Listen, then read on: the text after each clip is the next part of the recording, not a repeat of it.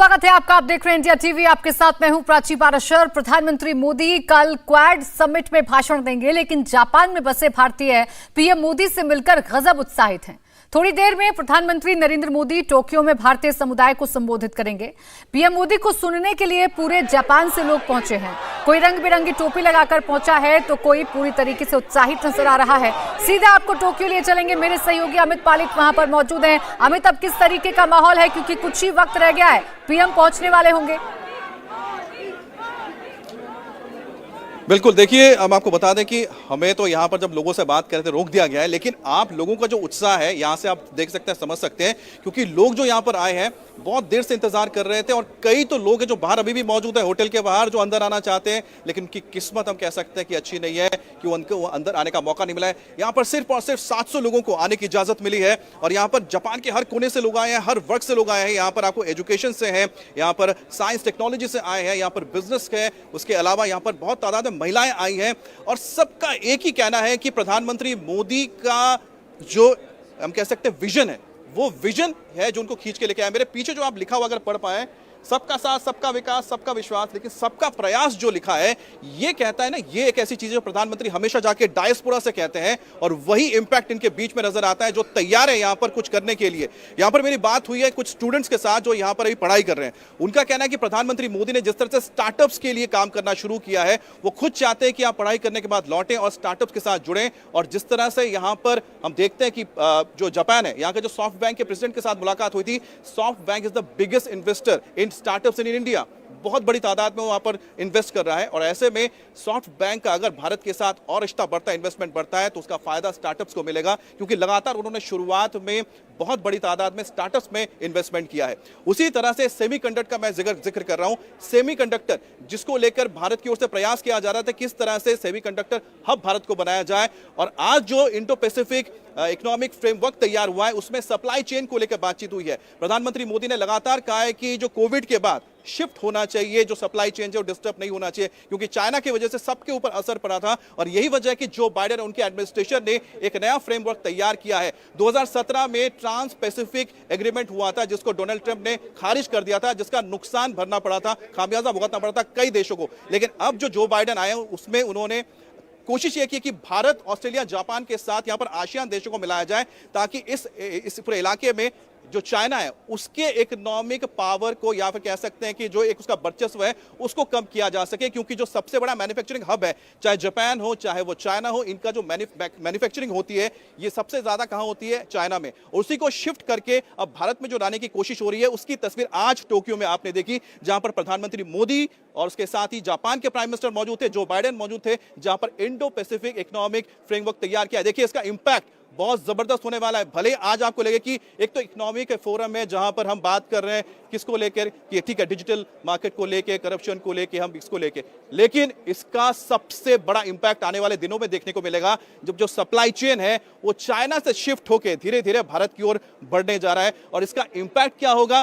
भारत के अंदर जो मेक इन इंडिया मैन्युफैक्चरिंग, जिसको हम और बढ़ावा देना चाहते हैं, प्रधानमंत्री मोदी जो लगातार जिसका जिक्र कर रहे थे, उसकी शुरुआत हो चुकी है, क्योंकि इसमें जापान है, अमेरिका है, अब वो इनिशिएटिव लेना चाह रहे हैं। और इसी वजह से इस फोरम को उतारा गया। आपको बता दें कि अगर जो बाइडेन अभी यहां पर आए, इससे पहले साउथ कोरिया गए थे, इसमें साउथ कोरिया भी शामिल होगा। साउथ कोरिया के साथ बातचीत हुई है, उसके बाद जापान के साथ बातचीत हो रही है, और साथ ही साथ आसियान देशों के करीब 9 जो कंट्रीज हैं वो व्हाइट हाउस में पहुंचे थे। इसी महीने के कह सकते हैं कि फर्स्ट वीक में व्हाइट हाउस में आसियान कंट्रीज के साथ बातचीत हुई, उसमें इसी को भी बोला गया था कि किस तरह से इंडो पैसिफिक जो इकोनॉमिक नेटवर्क है, उसमें आसियान कंट्रीज आ सकते हैं, जैसे मलेशिया, इंडोनेशिया है, सिंगापुर है, इसके अलावा जो बाकी जो तमाम देश आते हैं, फिलीपींस है, इनको भी आप कैसे लेकर आ सकते हैं। तो कुल मिलाकर जो इंडो पैसिफिक है, जहां पर चाइना अपना वर्चस्व बनाने की कोशिश कर रहा है, वहां पर अब सेंधमारी के लिए एक नया फोरम तैयार हो रहा है, जो इकोनॉमिकली अपडेट करेगा चाइना को। लेकिन सबसे बड़ी बात है कि प्रधानमंत्री मोदी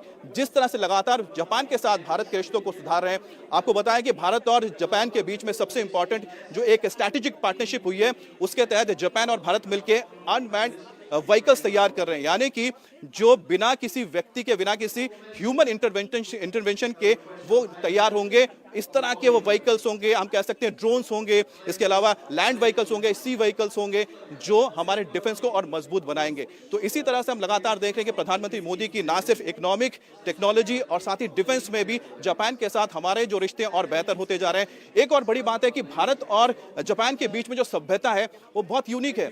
आपको जान के हैरानी होगी कि जो जापान में जो भगवान पूजे जाते हैं, 80% उसमें जो भगवान है वो भारत के जो हमारे हिंदू देवी देवता है, चाहे वो सरस्वती है, चाहे लक्ष्मी है, चाहे वो गणेश है, उन्हीं को पूजा जाता है। तो यहाँ के जो कल्चर में भारतीय बुरी तरह से भारतीय मूल घुसा हुआ है, यहाँ तक कि जो ये संस्कृत है, संस्कृत भी यहाँ के कल्चर में घुसा हुआ है। तो प्रधानमंत्री मोदी की जो कोशिश थी कि काशी और क्योटो, वो जो सारी चीजें धीरे धीरे धीरे करके अब जमीन पर नजर आ रही है। और यही वजह है कि जापान में जो लोग हैं, जो यहाँ की लीडरशिप है, वो ना सिर्फ सभ्यता के जरिए, पीपल टू पीपल कांटेक्ट के जरिए और साथ ही साथ प्रधानमंत्री मोदी की डिप्लोमेसी के जरिए और इकोनॉमिक जो रिफॉर्म्स हो रहे हैं उसके जरिए भारत के साथ रिश्ते और हमारे बेहतर होते जा रहे हैं। एक और बड़ी बात है कि जापान के साथ मिलकर भारत सिर्फ भारत के अंदर ही काम नहीं कर रहा है, चाहे वो हम बात कह सकते हैं कि हमारे जो पड़ोसी मुल्क है, जैसे कि नेपाल है, जैसे कि बांग्लादेश है, जैसे कि श्रीलंका है, यहाँ पर भी जापान के साथ भारत और इंडिया मिलकर लगातार काम कर रहे हैं, जिसमें इकोनॉमिक है, इंफ्रास्ट्रक्चर है, ये सारी चीजें की जा रही है।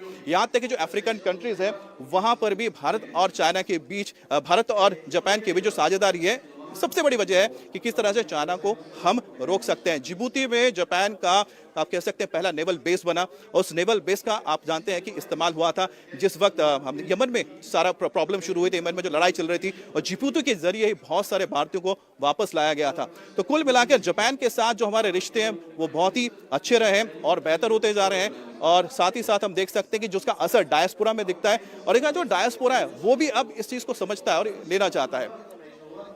बिल्कुल अमित, जैसे कि आप जानकारी दे रहे हैं कि ये जो दौरा है वो कई मायनों में बहुत महत्वपूर्ण है, ना सिर्फ देश के विकास के लिहाज से बल्कि इंटरनेशनल जो भारत की छवि है उसे और भी ज्यादा मजबूत इस दौरे के जरिए प्रधानमंत्री नरेंद्र मोदी कर रहे हैं। और जो एक्साइटमेंट है भारतीयों में पीएम को अपने बीच में पाकर, वो भी लगातार आपके जरिए हम देख पा रहे हैं। अमित, आज के दिन की अगर हम बात कर लें तो अभी तो प्रधानमंत्री संबोधित करने वाले हैं भारतीय समुदाय के लोगों को, इसके आगे के उनके क्या कार्यक्रम आज और रहने वाले हैं?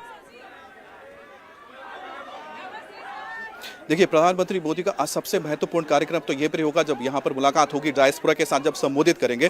इसके बाद प्रधानमंत्री मोदी आज 8 बजे पहुंचे, तो 8 बजे के बाद लगातार 8 घंटे तक वो मीटिंग्स करते रहे। और उनके जो मीटिंग्स आज के ऐसे वैसे मीटिंग्स नहीं थे, बहुत इंपॉर्टेंट मीटिंग्स है। उसका जो इम्पैक्ट आपको नजर आएगा कुछ दिनों बाद नजर आएगा। मैंने कहा कि बिजनेस लीडर्स के साथ मुलाकात होना, अब जैसे यूनिक्लो है, यूनिक्लो के प्रेसिडेंट के साथ उनकी मुलाकात हुई। अब यूनिक्लो क्या चाहता है? यूनिक्लो ये चाहता है कि किस तरह से इंडिया में वो R&D करेंगे और ह्यूमन रिसोर्स को और वो इस्तेमाल करना चाहते हैं। ह्यूमन रिसोर्स यानी कि जो भारत जो सर्विस सेक्टर में लगातार आगे बढ़ रहा है। देखिए, भारत की जो जनसंख्या है उसमें यूथ का बहुत बड़ा हम हिस्सेदारी है, और जो यूथ है वो सर्विस सेक्टर में भी जा रहा है। Service sector is a big industry जहां पर सबसे ज्यादा लोगों को रोजगार मिलता है। ऐसे में यूनिक्लो जैसे जो कंपनियां हैं वो इन रिसोर्स का इस्तेमाल कर सकते हैं। तो यूनिक्लो ने कहा है कि उनको R&D भी करना है, साथ ही उनको IT सेक्टर में भी वो सोच रहे हैं, क्योंकि यूनिक्लो फिलहाल IT में ज्यादा नहीं है, लेकिन इंडिया में वो कहाँ आना चाहते हैं, IT में आना चाहते हैं। तो इसी तरह से चाहे वो सॉफ्ट बैंक हो, चाहे वो यूनिक्लो हो, चाहे वो सुजुकी हो, चाहे दूसरी कंपनियां हो जैसे NSE हो, ये भारत में किस तरह से इन्वेस्टमेंट करना चाहते हैं उस पर बात करेंगे। प्रधानमंत्री मोदी का आज यहां पर जो संबोधन होगा, उसके बाद प्रधानमंत्री मोदी के लिए सबसे इंपॉर्टेंट दिन है कल का जो क्वाड समिट है। क्वाड समिट देखिए कि एक तो है कि 70 साल हो रहे हैं भारत और जापान के जो डिप्लोमेटिक टाइप्स हैं, उसको लेकर एक सबसे इंपॉर्टेंट है, क्योंकि कल प्रधानमंत्री मोदी की प्राइम मिनिस्टर मुलाकात होगी जापान के प्राइम मिनिस्टर से और प्राइम मिनिस्टर किशिदा से जैसे मुलाकात होगी उनकी, तो उस दौरान भारत के जो जापान के साथ बायलैटरल रिलेशनशिप उसके 70 साल हो रहे हैं, उसके लिए बहुत अहम हो जाता है कि और हम हो सकता है बहुत सारे साझेदारियां हो। और साथ ही साथ आपको बता दें कि अब यहाँ पर देखिए कि लोग यहाँ बहुत तरह से इंतजार कर, ताली बजाना शुरू है। हो सकता है कि शायद प्रधानमंत्री पहुंच रहे हैं, और इसी वजह से यहाँ पर हम देख सकते हैं शायद हमको यहाँ पर थोड़ा रोका गया है। लेकिन हम आपको जो बता रहे थे कि किस तरह से यहाँ पर प्रधानमंत्री मोदी का जो विजिट है वो किन मायनों में इंपॉर्टेंट हो जाता है। कल की जो विजिट की हम बात करें, प्रधानमंत्री मोदी का सबसे बड़ा फोकस रहेगा कल, क्योंकि कल जो क्वाड समिट होने जा रहा है, क्वाड समिट में ये दूसरी बार होगा जबकि आमने सामने बैठ के बातचीत होगी, और इस बातचीत में ये तय होगा कि आखिरकार क्वाड आगे नेक्स्ट स्टेप क्या करने जा रहा है। बिल्कुल, देखिए अमित, आपके माध्यम से हम देख पा रहे हैं प्रधानमंत्री नरेंद्र मोदी पहुंच गए हैं, जिनका इंतजार किया जा रहा था। और अभी यहाँ पर एस जयशंकर पहुंच चुके हैं, विदेश मंत्री एस जयशंकर पहुंच चुके हैं। तो उनका अभी इसी वजह से अब थोड़ी देर में प्रधानमंत्री मोदी भी यहाँ पर आने वाले हैं।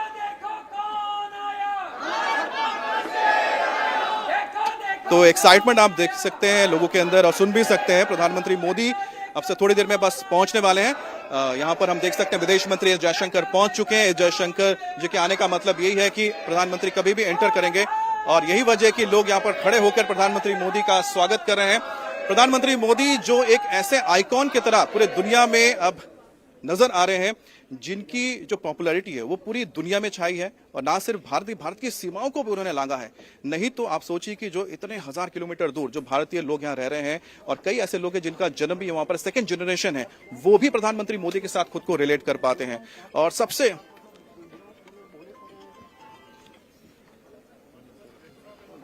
बिल्कुल बिल्कुल अमित, जैसा कि आप जानकारी दे रहे हैं कि विदेश मंत्री एस जयशंकर पहुंच चुके हैं। हम यहाँ पर लोगों से बात नहीं कर पा सकते हैं क्योंकि यहाँ पर रोक दिया गया है। मैं आपको बताना चाहता हूँ, देखिए कि यहाँ पर जो सिक्योरिटी उन्होंने मना किया कि आप लोगों से बात ना करें क्योंकि प्रधानमंत्री मोदी अभी आने वाले हैं। तो सिर्फ और सिर्फ हम आपको यहाँ पर तस्वीरें दिखा सकते हैं। आप उनके उत्साह को कैमरे की नजर से देखिए और समझिए कि लोगों के अंदर जो खुशी है प्रधानमंत्री मोदी के बीच आने की वो नजर आ रही है।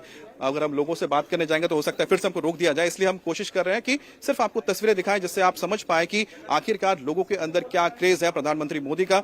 और प्रधानमंत्री मोदी की जो पॉपुलैरिटी है, जो हम लगातार आपको कहते हैं कि प्रधानमंत्री मोदी की जो पॉपुलैरिटी है वो सीमाओं को लांघ चुकी है। और यही वजह है कि जब हम यहाँ पर आज पहुंचे टोक्यो में, हमने देखा कि बांग्लादेश के सिटीजन आए हुए थे कि वो प्रधानमंत्री मोदी की एक झलक पा सके, उनसे बात कर सके। तो ये चीज बहुत ही हमें लगता है कि चौंकाने वाली बात है कि एक दूसरे देश के जो सिटीजन्स हैं वो भी प्रधानमंत्री मोदी के लिए वही भावना रखते हैं जो कि कोई भारतीय रखता है। और खास तौर पे जो इंडियन डायस्पोरा जो लगातार यहाँ पर हम देख रहे हैं कि लोगों के बीच जो प्रधानमंत्री मोदी की छवि है वो कितनी जबरदस्त है। और सबसे हैरानी की बात यह होती है कि जो हजारों किलोमीटर दूर और जो सेकंड जनरेशन है जिनका भारत से ऐसा कोई वास्ता नहीं है, सिर्फ एक उनके माता पिता भारत से आते हैं, तो भी वो प्रधानमंत्री मोदी से काफी इन्फ्लुएंस नजर आते हैं। तो जयकारे के एक एक करके नारे लग रहे हैं। इसका मतलब साफ है कि प्रधानमंत्री मोदी बस पहुंचने वाले हैं और प्रधानमंत्री मोदी की एंट्री होते ही यहाँ पर आप देखेंगे कि लोगों के अंदर जो जोश है और दुगना नजर आएगा। और जितने यहाँ पर आप फिलहाल यहाँ पर लोग देख रहे हैं सबके हाथ में आप देखिए कि कैमरा है और हर कोई ये चाहता है कि उनके इस कैमरा में एक तस्वीर क्लिक हो जाए प्रधानमंत्री मोदी की। तो ये जो पॉपुलैरिटी है किसी भी लीडर के लिए, पॉलिटिकल लीडर के लिए आज के वक्त में बहुत ही कम देखने को मिलती है और शायद हम कह सकते हैं कि ना के बराबर देखने को मिलती है जो यहाँ पर पॉपुलैरिटी प्रधानमंत्री मोदी की नजर आती है। भारत में तो हम देखते ही हैं, लेकिन भारत के बाहर जो भारतवंशी रहते हैं, जो यहाँ पर भारतीय मूल के लोग रहते हैं, उनके अंदर जो ये क्रेज है। अच्छा, दूसरी बात है कि प्रधानमंत्री मोदी की हर एक चीज को ये लोग फॉलो करते हैं। उनका ये कहना है कि जिस तरह से भारत में प्रधानमंत्री मोदी एक के बाद एक योजनाएं बना रहे हैं, एक के बाद एक जो वो रिफॉर्म्स कर रहे हैं, वो उनके लिए बहुत मायने रखता है। और सबसे बड़ी बात है कि महिलाओं के लिए जो प्रधानमंत्री मोदी वहां पर कर रहे हैं, चाहे वो हमने शौचालय का देखा, इसके अलावा हमने पढ़ाई को लेकर देखी, बेटी बचाओ बेटी पढ़ाओ अभियान देखा, और सुरक्षा को लेके महिलाओं की सुरक्षा को लेकर जो लगातार काम किए जा रहे हैं उसको भी यहाँ पर जो महिलाएं हैं वो बखूबी मानती हैं। क्योंकि टोक्यो जैसे शहर में जहां पर आप रात को 1 बजे 2 बजे किसी वक्त जाइए, यहाँ पर सुरक्षा की पूरी गारंटी नजर आती है, कोई डर नहीं है, कुछ नहीं है। तो ये जो सिक्योरिटी एक सेंस भारत के अंदर महिलाओं के बीच, लोगों के बीच लाने की कोशिश हो रही है सरकार की ओर से, उसको भी यहाँ के लोग समझते हैं और वो चाहते हैं कि ऐसा हो। और साथ ही यहाँ पर जो उनको सुविधाएं मिलती है उसी तरह की सुविधाएं चाहते हैं कि भारत में मिले। अब डिजिटल की बात हम कर ले, डिजिटल ट्रांजैक्शन जो भारत में लगातार बढ़ता जा रहा है और खासतौर पर कोविड के दौरान हमको देखने को मिला। यहाँ पर लोग मानते हैं कि जो चीजें हम इस्तेमाल कर रहे थे, यानी भारत में इस्तेमाल कर रहे थे, यहाँ पर बाद में आया है वो डिजिटल ट्रांजैक्शन। इसी तरह से आप समझ सकते हैं कि भारत कुछ मामलों में तो अब दुनिया के कई देशों को पीछे छोड़ता हुआ जा रहा है।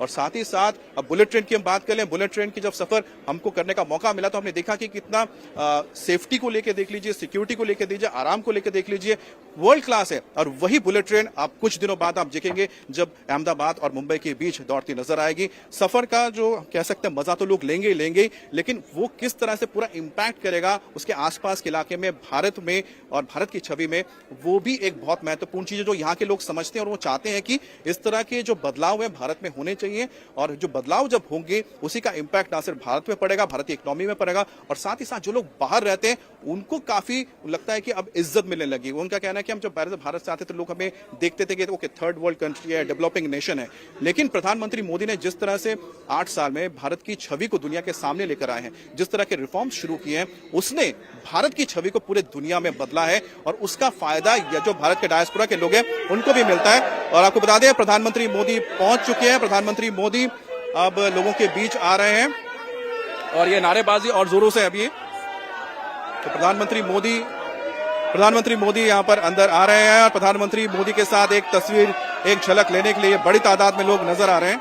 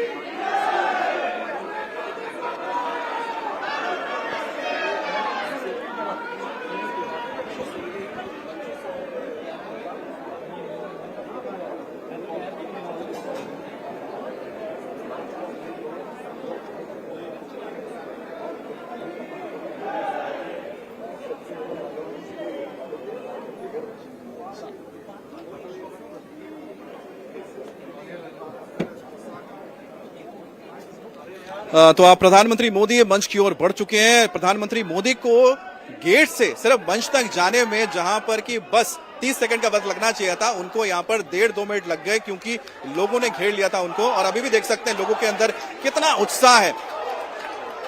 तो ये जो नारे आप सुन रहे हैं, मोदी मोदी के नारे, ये बता देते हैं कि प्रधानमंत्री मोदी की जो पॉपुलैरिटी है 2014 से लेके 2022 तक कम नहीं हुई है, लेकिन ये निरंतर बढ़ती जा रही है। और उसका सबसे बड़ा एग्जाम्पल आपको नजर आता है जब भी प्रधानमंत्री मोदी विदेश जाते हैं। जो इंडियन डायस्पोरा है, जो सबसे ज्यादा कनेक्टेड रहता है भारत की हर एक खबर के साथ, वो इस बात को समझता जानता है कि प्रधानमंत्री मोदी के आने से भारत किस तरह से बदल रहा है और भारत की जो छवि है दुनिया में कैसे बदल रही है, क्योंकि उनके ऊपर सीधा इसका असर पड़ता है। चाहे सिंगापुर हो, चाहे इसके अब हम बात करें कि साउथ ईस्ट एशिया में सिंगापुर है, मलेशिया है, इंडोनेशिया, ये सब सारे तमाम जो देश हैं, यहां पर जो डेवलपमेंट्स है वो 80s और 90s में बहुत जबरदस्त देखने को मिला था। लेकिन भारत में उसके मुकाबले देरी से शुरुआत होती है, लेकिन भारत उसको पिक करता है। और आज के टाइम पे भारत इन जो बाकी हम आसियान कंट्रीज है उससे कहीं आगे निकल चुका है। चाइना को अगर हम अलग छोड़ देते हैं, चाइना जरूर हमसे आगे, लेकिन हम चाइना के बराबरी तक जा सकते हैं। और यही वजह है कि प्रधानमंत्री मोदी उस चीज को मानते हैं, प्रधानमंत्री मोदी उसके लिए काम कर रहे हैं। और उसको लेकर प्रधानमंत्री मोदी का जो हम कह सकते हैं डिप्लोमेटिक सबसे बड़ा हम कह सकते हैं कि एक स्टेप जो नजर आता है, जो उन्होंने लिया है आज, वो है इंडो पैसिफिक इकोनॉमिक फ्रेमवर्क। ये एक बहुत ही बड़ी बात है, बहुत बड़ा डेवलपमेंट है। और प्रधानमंत्री मोदी को आप जो देख रहे हैं, प्रधानमंत्री मोदी ने, मुझे लगता है कि वो विजन है जो उन्होंने देखा है, उन्होंने वो साहस दिखाया है। भारत माता की, भारत माता की।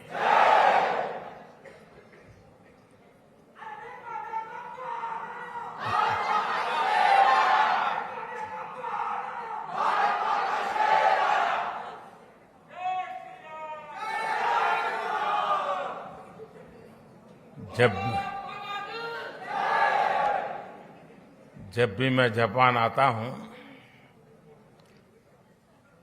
तो मैं हर बार देखता हूं कि आपकी स्नेह वर्षा हर बार बढ़ती ही जाती है।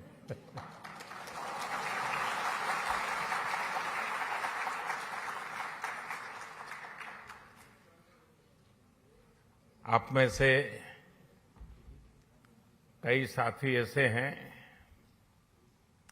जो अनेक वर्षों से यहां बसे हुए हैं।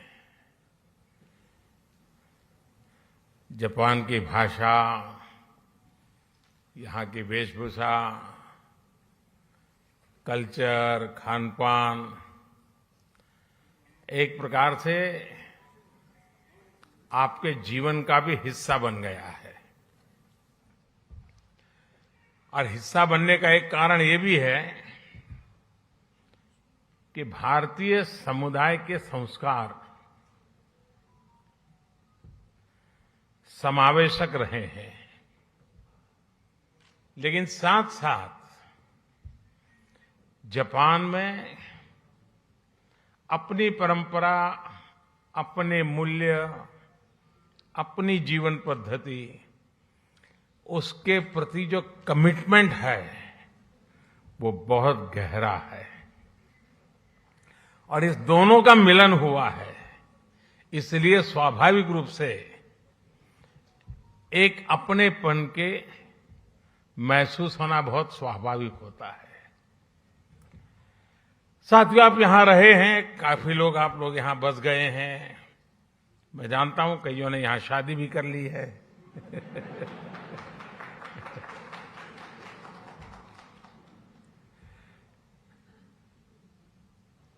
लेकिन ये भी सही है कि इतने सालों से यहां जुड़ने के बावजूद भी भारत के प्रति आपकी श्रद्धा, भारत के संबंध में जब अच्छी खबरें आती हैं तो आपकी खुशियों का पार नहीं रहता है, होता है ना। और कभी कोई बुरी खबर आ जाए तो सबसे ज्यादा दुखी भी आप ही होते हैं। ये विशेषता है हम लोगों की कि हम कर्म भूमि से तन मन से जुड़ जाते हैं, खप जाते हैं, लेकिन मातृभूमि के जो जड़ों से जुड़ाव है उससे कभी दूरी नहीं बनने देते हैं और यही हमारा सबसे बड़ा सामर्थ्य है। साथियों, स्वामी विवेकानंद जी जब अपने ऐतिहासिक संबोधन के लिए शिकागो जा रहे थे तो उससे पहले वो जापान आए थे और जापान ने उनके मन मंदिर में, उनके मन मस्तिष्क पर एक गहरा प्रभाव छोड़ा था। जापान के लोगों की देशभक्ति, जापान के लोगों का आत्मविश्वास, यहां का अनुशासन, स्वच्छता के लिए जापान के लोगों की जागरूकता, विवेकानंद जी इसकी खुल करके प्रशंसा की थी। गुरुदेव रविंद्रनाथ जी टैगोर ये भी कहते थे, जापान एक ऐसा देश है जो एक ही साथ प्राचीन भी है और आधुनिक भी है। और टैगोर ने कहा था, Japan has come out of the immemorial East like a lotus blossoming in easy grace. All the while keeping its firm hold upon the profound depth for which it has sprung. यानी कहना वो चाहते थे कि Japan कमल के फूल की तरह जितनी मजबूती से अपनी जड़ों से जुड़ा है उतनी ही भव्यता से वो हर तरफ सुंदरता को भी बढ़ाता है। हमारे इन महापुरुषों की ऐसी ही पवित्र भावनाएं जापान के साथ हमारे संबंधों की गहराइयों को स्पष्ट करती हैं। साथियों, इस बार जब मैं जापान आया हूं तो हमारे डिप्लोमेटिक संबंधों को 70 साल होने जा रहे हैं, 7 दशक। साथियों, आप भी यहां रहते हुए अनुभव करते होंगे, हिंदुस्तान में भी हर कोई अनुभव करता है कि भारत और जापान नेचुरल पार्टनर है। भारत के विकास में, भारत की विकास यात्रा में जापान की महत्वपूर्ण भूमिका रही है। जापान से हमारा रिश्ता आत्मीयता का है, अध्यात्म का है। जापान से हमारा रिश्ता सहयोग का है, अपनेपन का है। और इसलिए एक प्रकार से रिश्ता हमारा सामर्थ्य का है, ये रिश्ता सम्मान का है, और ये रिश्ता विश्व के लिए साझे संकल्प का भी है। जापान से हमारा रिश्ता बुद्ध का है, बोध का है, ज्ञान का है। हमारे महाकाल है तो जापान में दाइकोकुतेन है। हमारे ब्रह्मा है तो जापान में बोनतेन है। हमारी मां सरस्वती है तो जापान में बेंजाइतेन है। हमारी महादेवी लक्ष्मी है तो जापान में किचिजोतेन है। तो हमारे गणेश हैं तो जापान में कानगीतेन है। जापान में अगर जैन की परंपरा है तो हम ध्यान को, मेडिटेशन को आत्मा से साक्षात्कार का माध्यम मानते हैं। 21वीं सदी में भी भारत और जापान के इन सांस्कृतिक संबंधों को हम पूरी प्रतिबद्धता के साथ आगे बढ़ा रहे हैं।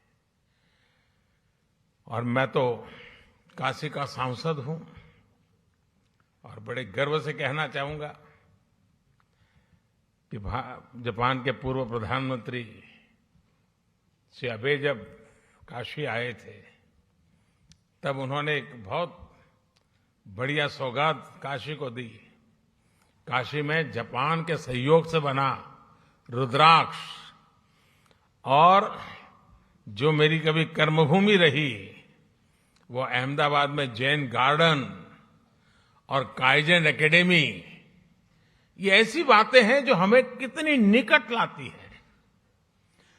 यहां आप सभी जापान में रहते हुए इस ऐतिहासिक बंधन को और मजबूत बना रहे हैं और सशक्त कर रहे हैं। साथियों, आज की दुनिया को भगवान बुद्ध के विचारों पर, उनके बताए रास्ते पर चलने की शायद पहले से ज्यादा जरूरत है। यही रास्ता है जो आज दुनिया की हर चुनौती, चाहे वो हिंसा हो, अराजकता हो, आतंकवाद हो, क्लाइमेट चेंज हो, इन सब से मानवता को बचाने का यही मार्ग है। भारत सौभाग्यशाली है कि उसे भगवान बुद्ध का प्रत्यक्ष आशीर्वाद मिला। उनके विचारों को आत्मसात करते हुए भारत निरंतर मानवता की सेवा कर रहा है। चुनौतियां चाहे किसी भी प्रकार की हो, कितनी बड़ी क्यों न हो, भारत उनका समाधान ढूंढता ही है। कोरोना से दुनिया के सामने जो 100 साल का सबसे बड़ा संकट पैदा हुआ, वो हमारे सामने है। और ये जब शुरू हुआ था तब किसी को नहीं पता था कि आगे क्या होगा। शुरू में तो ऐसा ही लग रहा था, वहां आया है, यहां क्या है। किसी को पता नहीं था इसको कैसे हैंडल किया जाए, और न वैक्सीन भी नहीं थी, और न इस बात का कोई आइडिया था कि वैक्सीन कब तक आएगी। यहां तक कि इस बात पर भी डाउट था कि वैक्सीन आएगी या नहीं आएगी। चारों तरफ अनिश्चितता का माहौल था। उन परिस्थितियों में भी भारत ने दुनिया के देशों में दवाएं भेजी। जब वैक्सीन्स अवेलेबल हुई तो भारत ने मेड इन इंडिया वैक्सीन्स अपने करोड़ों नागरिकों को भी और दुनिया के 100 से अधिक देशों को भी भेजी।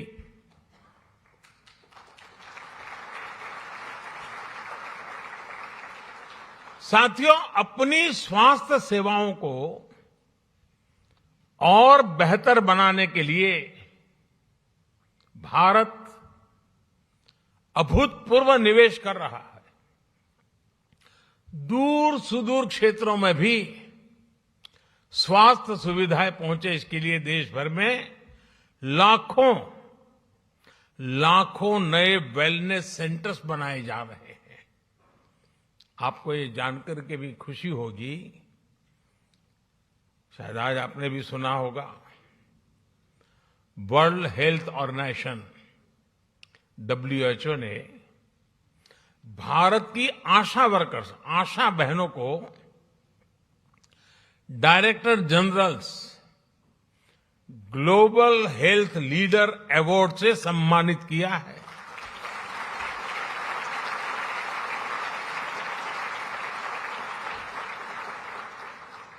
भारत की लाखों आशा बहनें मैटरनल केयर से लेकर के वैक्सीनेशन तक, पोषण से लेकर के स्वच्छता तक देश के स्वास्थ्य अभियान को गति दे रही है। और गांव के अंदर मैं आज जापान की धरती से हमारी सभी आशा वर्कर बहनों को हृदय से बहुत बहुत बधाई देता हूं, उनको सैल्यूट करता हूं।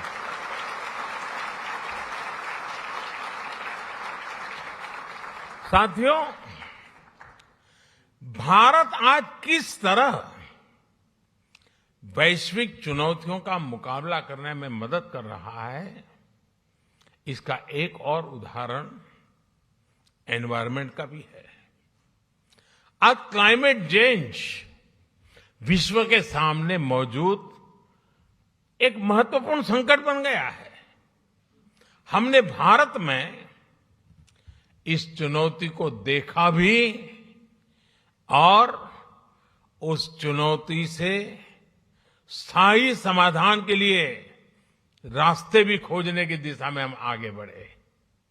भारत ने 2070 तक नेट जीरो के लिए कमिट किया है।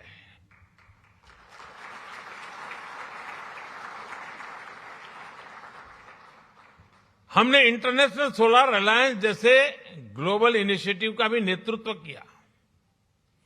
क्लाइमेट चेंज के कारण दुनिया पर नेचुरल डिजास्टर्स का खतरा भी बढ़ गया है। इन डिजास्टर्स के खतरों को, उनके प्रदूषण के दुष्प्रभावों को जापान के लोगों से ज्यादा बेहतर और कौन समझ सकता है। प्राकृतिक आपदाओं से जापान ने लड़ने की क्षमता भी बना दी है। जिस तरह जापान के लोगों ने इन चुनौतियों का सामना किया है, हर समस्या से कुछ न कुछ सीखा है, उसका समाधान खोजा है और व्यवस्थाएं भी विकसित की है, व्यक्तियों का भी उस प्रकार से संस्कार किया है। यह अपने आप में सराहनीय है। इस दिशा में भी भारत ने CDRI यानी coalition for disaster resilient infrastructure में लीड ली है। साथियों, भारत आज ग्रीन फ्यूचर, ग्रीन जॉब्स के लिए, कैरियर रोडमैप के लिए भी बहुत तेजी से आगे बढ़ रहा है।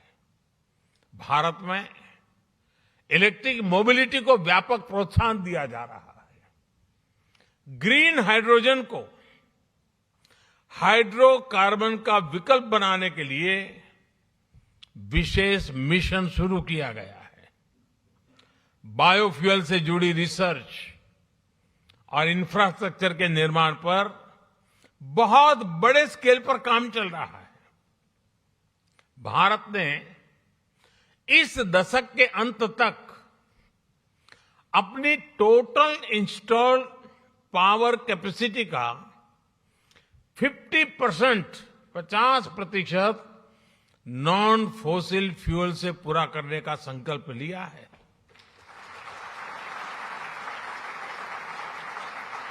साथियों, समस्याओं के समाधान को लेकर भारतीयों का जो ये आत्मविश्वास है, ये आत्मविश्वास आज हर क्षेत्र में, हर दिशा में, हर कदम पर दिखाई देता है। ग्लोबल सप्लाई चेन को जिस प्रकार बीते 2 सालों में नुकसान पहुंचा है, पूरी सप्लाई चेन सवालिया निशान में घिरी हुई है। आज सारी दुनिया के लिए यह अपने आप में एक बहुत बड़ा संकट बना हुआ है। भविष्य में ऐसी स्थिति से बचने के लिए हम आत्मनिर्भरता के संकल्प के साथ आगे बढ़ रहे हैं।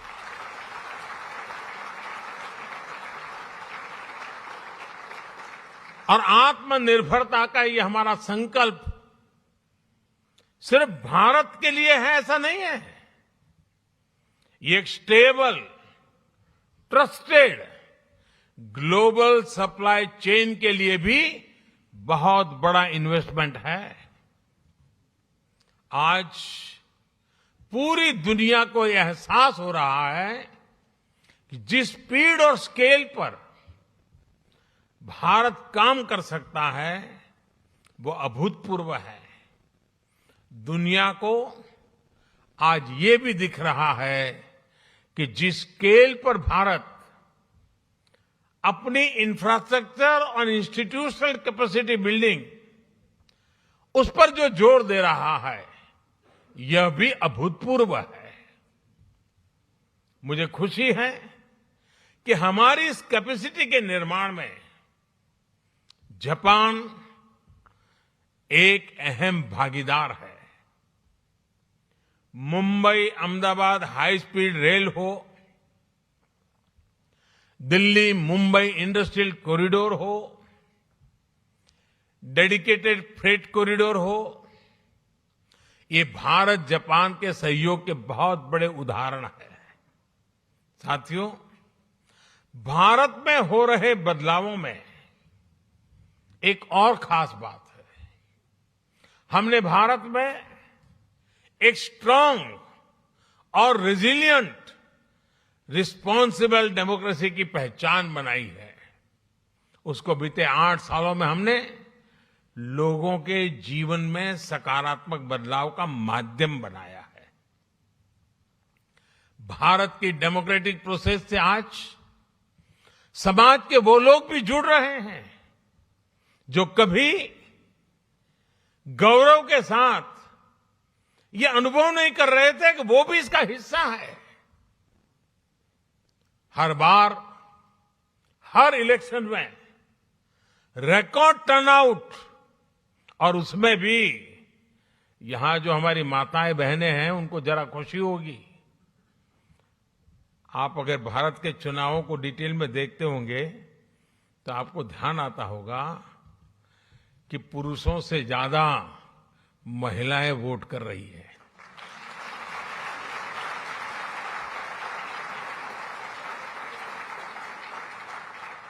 ये इस बात का प्रमाण है कि भारत में डेमोक्रेसी सामान्य से सामान्य नागरिकों के हकों के प्रति कितनी सजग है, कितनी समर्पित है और हर नागरिक को कितना सामर्थ्यवान बनाती है। साथियों, मूल सुविधाओं के साथ साथ हम भारत के एस्पिरेशन को भी नई बुलंदी दे रहे हैं, नया आयाम दे रहे हैं। भारत में इंक्लूसिवनेस का, लीकेज प्रूफ गवर्नेंस का, यानी एक ऐसी डिलीवरी व्यवस्था, टेक्नोलॉजी का भरपूर उपयोग करते हुए एक ऐसे मैकेनिज्म को विस्तार किया जा रहा है ताकि जो जिस चीज का हकदार है वो बिना मुसीबतें, बिना कोई सिफारिश को, बिना कोई करप्शन किए अपने हक को प्राप्त कर सकता है, और उसमें हम पूरी ताकत से जुटे हुए हैं।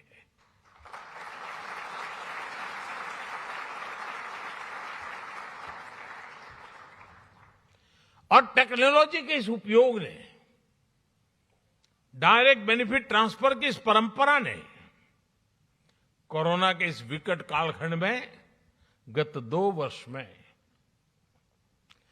भारत की, और खास करके भारत के दूर सुदूर गांव में रहने वाले, जंगलों में रहने वाले हमारे नागरिकों के हकों की बहुत बड़ी रक्षा की है, उनकी मदद की है।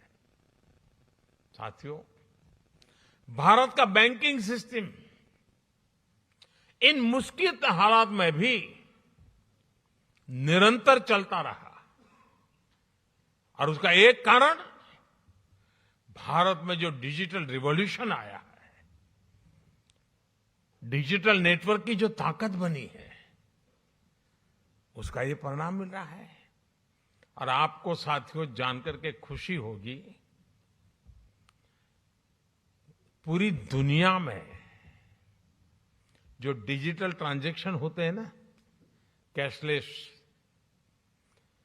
यहां जापान में तो आप लोग टेक्नोलॉजी से भली भांति परिचित रहते हैं, लेकिन ये बात सुनकर के आनंद होगा, आश्चर्य होगा और गर्व होगा। पूरे विश्व में जितना भी डिजिटल ट्रांजैक्शन होता है, उसमें से 40% अकेले भारत में होता है।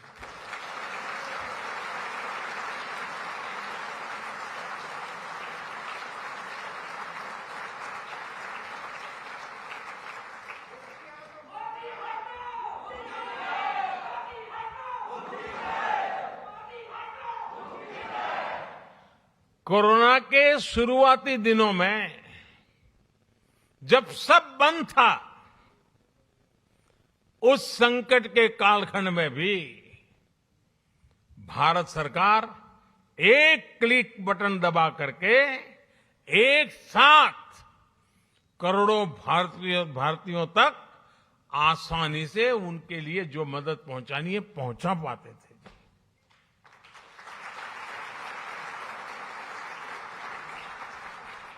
और जिसके लिए मदद तय थी, उसी को मिली, समय पर मिली, और इस संकट से जूझने का उसे सामर्थ्य भी मिला।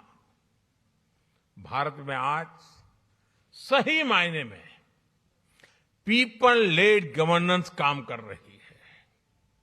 गवर्नेंस का यही मॉडल डिलीवरी को एफिशिएंट बना रहा है। यही डेमोक्रेसी पर निरंतर मजबूत होते विश्वास का सबसे बड़ा कारण है। साथियों, आज जब भारत आजादी के 75 साल मना रहा है, आजादी का अमृत महोत्सव मना रहा है, तो वो आने वाले 25 साल यानी आजादी के 100वें वर्ष तक हिंदुस्तान को हमें कहां पहुंचाना है, किस ऊंचाई को प्राप्त करना है, विश्व में हमारे झंडा कहां कहां कैसे कैसे गाड़ना है, आज हिंदुस्तान उस रोड मैप तैयार करने पर लगा हुआ है।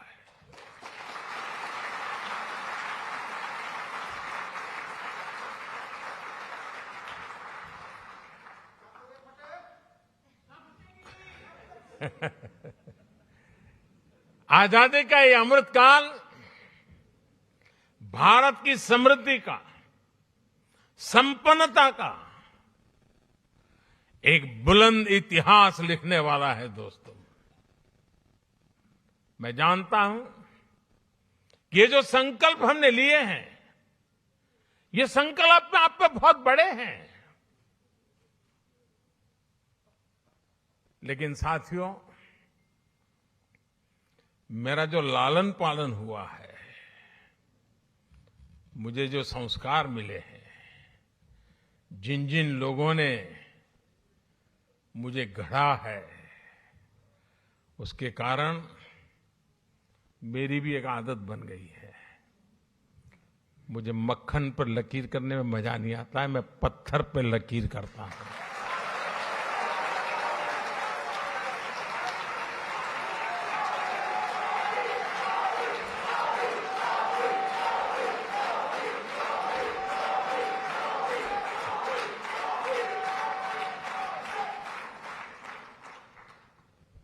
लेकिन साथियों, सवाल मोदी का नहीं है। आज हिंदुस्तान से 130 करोड़ लोग, और मैं जापान में बैठे हुए लोगों के भी आंखों में वही देख रहा हूं, आत्मविश्वास। 130 करोड़ देशवासियों का आत्मविश्वास, 130 करोड़ संकल्प, 130 करोड़ सपने, और इस 130 करोड़ सपनों को पूर्ण करने का ये विराट सामर्थ्य परिणाम निश्चित लेके रहेगा दोस्तों। हमारे सपनों का भारत हम देख के रहेंगे।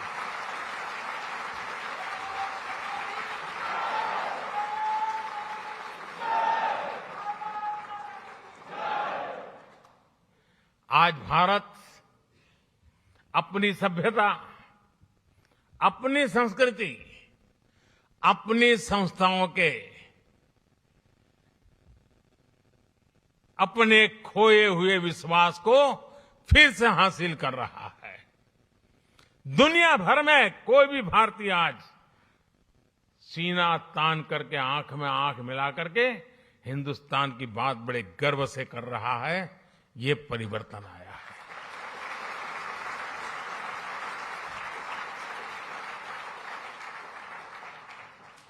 आज मुझे यहां आने से पहले भारत की महानताओं से प्रभावित कुछ लोग जो अपना जीवन खपा रहे हैं, ऐसे लोगों के दर्शन करने का मुझे मौका मिला,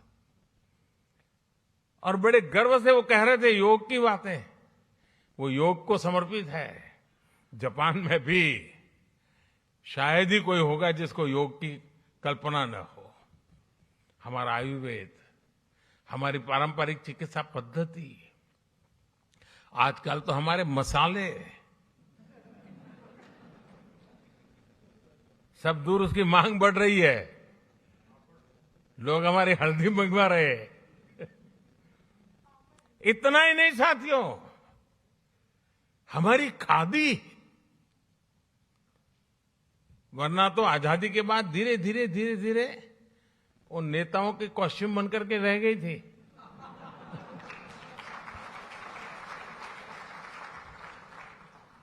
आज उसका पुनर्जीवन हो गया है। खादी ग्लोबल बन रही है जी। यही तो भारत की बदलती हुई तस्वीर है दोस्तों। आज का भारत अपने अतीत को लेकर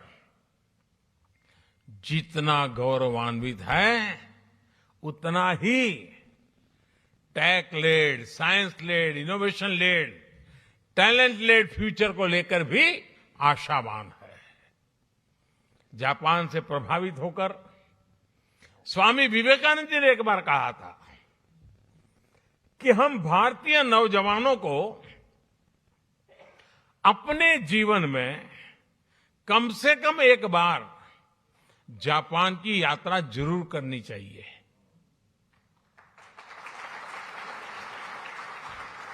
आप लोग ये वाक्य पढ़ करके आएंगे हो ऐसा मैं तो नहीं मानता हूं, लेकिन विवेकानंद जी ने भारत के लोगों को कहा था कि भाई एक बार देखकर तो आओ जापान है कैसा। साथियों, उस जमाने में स्वामी विवेकानंद जी ने जो कहा था, आज के युग के अनुरूप उसी बात को, उसी सद्भावना को आगे बढ़ाते हुए मैं कहना चाहूंगा कि जापान का हर युवा अपने जीवन में कम से कम एक बार भारत की यात्रा करे।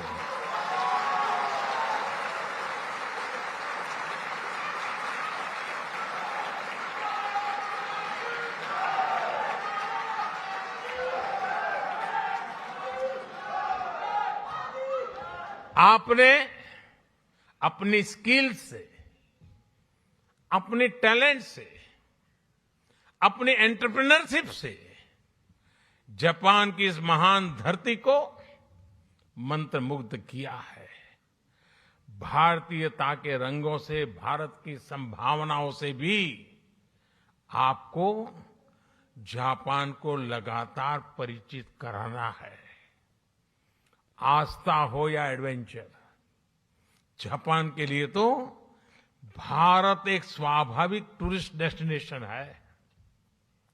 और इसलिए भारत चलो, भारत देखो, भारत से जुड़ो, इस संकल्प से जापान के हर मेरे भारतीय से मैं आग्रह करूंगा कि वो उससे जुड़े। मुझे विश्वास है कि आपके सार्थक प्रयासों से भारत जापान की दोस्ती को नई बुलंदी मिलेंगी। इस अद्भुत स्वागत के लिए, और मैं देख रहा था, अंदर आ रहा था, चारों तरफ जोश, नारे, उत्साह, और जितना भारत को आप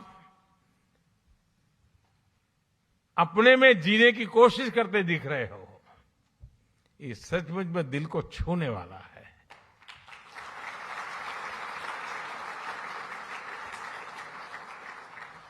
आपका ये प्यार, ये स्नेह हमेशा बना रहे।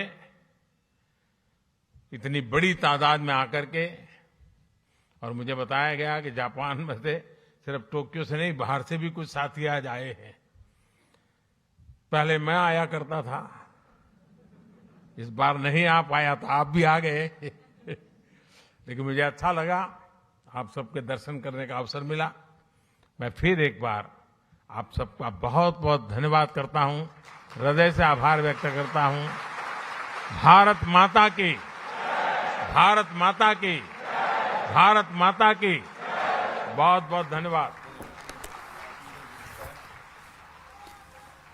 तो प्रधानमंत्री नरेंद्र मोदी को आप सुन रहे थे, जिन्होंने भारत की उपलब्धियों को गिनाया और बताया कि किस तरीके से भारत विकास के नए आयाम को छू रहा है और विश्व स्तर पर भारत अपनी एक अलग पहचान बना रहा है। कैसे दुनिया में भारत ने अपना मान बढ़ाया है, इन तमाम बातों का जिक्र प्रधानमंत्री नरेंद्र मोदी करते हुए नजर आए। और जापान से भारत के रिश्तों के बारे में भी प्रधानमंत्री नरेंद्र मोदी ने अपने संबोधन में जिक्र किया और बताया कि जापान से हमेशा भारत के जो रिश्ते हैं वो मजबूत रहे हैं, अच्छे रहे हैं। और इस वक्त भी प्रधानमंत्री नरेंद्र मोदी भारतीय समुदाय के बीच में मौजूद हैं।